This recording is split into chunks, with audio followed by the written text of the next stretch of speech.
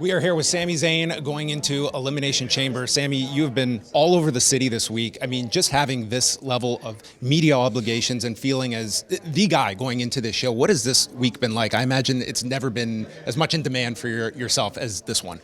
Yeah, and I've tried to keep it keep it grounded. But as we get closer and closer, it's starting to hit me the reality of how big this actually is.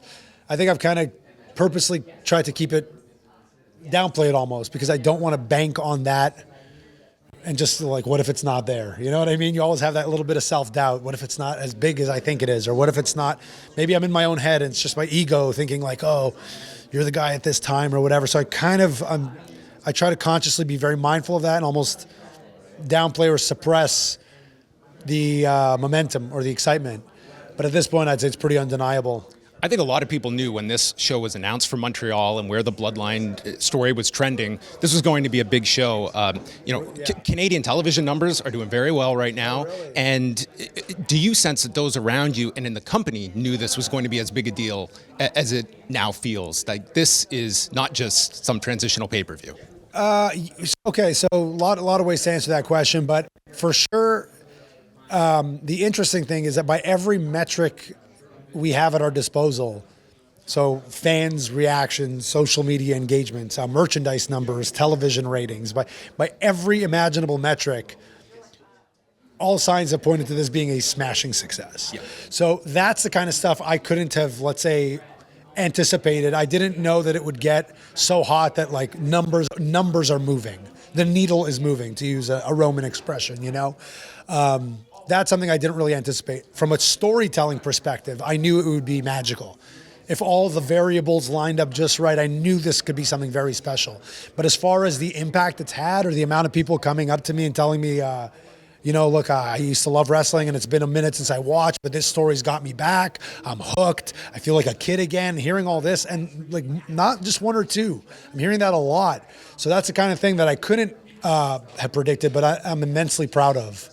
I'm really curious how the whole structure of the ending of the Royal Rumble came together, because it's not often that you're doing a story like this in front of a stadium. And I would be curious how you viewed it watching it back, where you get the dialogue. It's like you had to project to 50,000 people, but also the television viewing audience as well. It was almost like two different audiences that there's some that don't have that dialogue. Well, that's the art, isn't it? That's the art. The art is checking all the boxes. That's something I take a lot of pride in, and even that's, I think, what's hearing even what you just said earlier about The Undertaker, which is huge. The Undertaker complimenting me, or hearing all these legends complimenting my work in the last 6 months or so. I think the big key is that they've seen the versatility. I think a lot of people could recognize a year or two, 5 years ago, whatever, that I'm pretty good in the ring. But when you start to see, oh, this guy can act, and he can tell a story and he can do all these things, that's when it kind of starts to come together. So for me, what's the word I'm looking for here?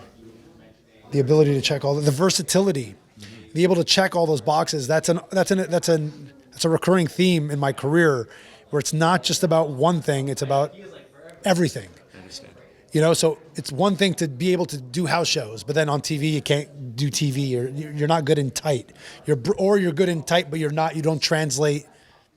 I want to be able to do it all. And that's the remarkable thing about this story, is that I think it's kind of checked so many boxes, and that's why it's just been so successful. My last question, in your wildest dreams, did you ever think that Big Larry would sell out the Bell Center challenging for the WWE Championship? Well, Big Larry didn't do it. The guy that played Big Larry for a few seconds did. Yeah, that's surreal. That's surreal. That's really I think that's what's starting to hit me, is as I've been back in the city this week, is feeling the level of excitement in the city really, and I try to say this with humility here, but it really reminds me of the vibe the week before Bret and Shawn, and I remember the excitement in the city, and I remember the excitement at school, and I remember just the buzz of like, oh my God, this match is huge, and this match is coming to Montreal.